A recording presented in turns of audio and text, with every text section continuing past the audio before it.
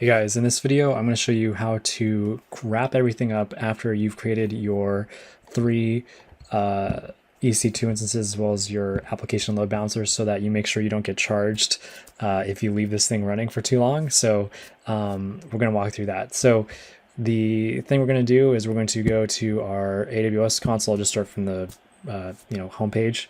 And what we want to do is we want to go to EC2. So that's the EC2 service page.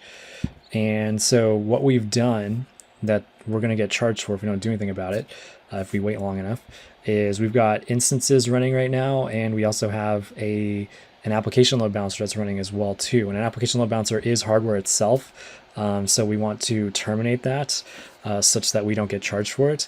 Target groups is something you don't have to worry about deleting because it doesn't. It's just an association of your EC2 instances, but it's not the EC2 instances themselves. So to get rid of our EC2 instances, what we will do is we're going to go here, and I think it's cool to as we end things, watch what happens. So we've got our DNS right here, and right now I've got 3 online nodes or EC2 instances that are serving it, so we can see it cycle between 3 IP addresses or 3 host names within our VPC right now. And so what will happen is, and this is the whole reason why we have a load balancer, is like, oh shoot, like what happens if my second instance decides to die? Like what happens if I did something like terminate it or stop it? So I'm going to terminate this one, and I'm going to say terminate. And so it says it's successfully terminated it. So it's shutting down the instance, and then it's also going to delete the EBS volume. So we're not going to get charged for any of that stuff. So now that we've got that one shutting down, I only have 2 working nodes now. So I'm going to go back to this thing, and I'm just a normal customer, right? I'm a normal Joe. And now I see it cycling between just these 2 because now one of my 3 nodes is dead, and my application load balancer is smart enough to see that because it's shutting down. So it's really cool that it's working as we expect it to. And I'm going to go back to here, and then I'm going to shut down instance 3. So now my 2 node system is now a 1 node system. So I'm just going to right click, and we're going to click on terminate and terminate again, and it's now shutting that guy down.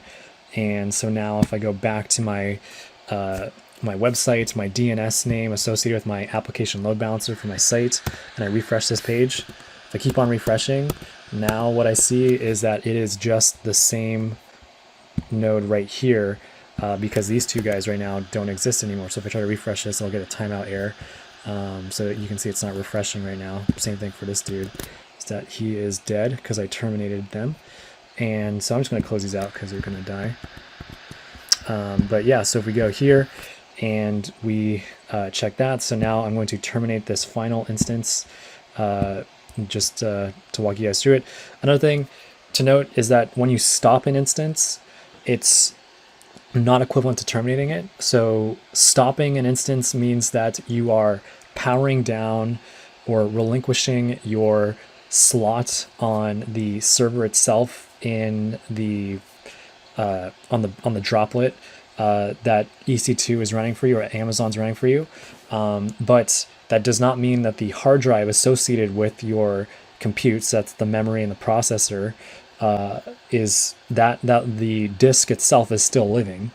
And so that's what happens when we stop it, is it keeps the disk alive. So we're still paying for that 8 gigs of EBS backed storage, but we're just not paying anymore for the processor and the RAM because we're not using them anymore, and AWS would lease it out to someone else.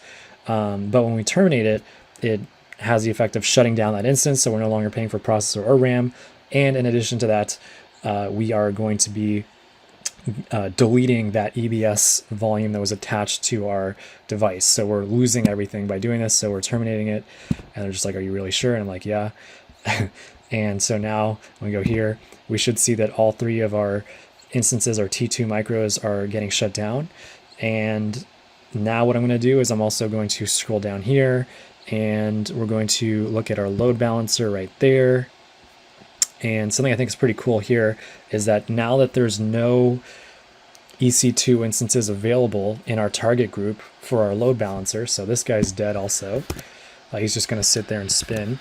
What happens if a customer was to come here and look at our website? So if they refresh this page or if they try to hit it, they're going to get this 503 service temporarily unavailable message. So that's what we expect, because there's nothing in our target group for our load balancer to give back. So we're going to get this internal error. That's the 500.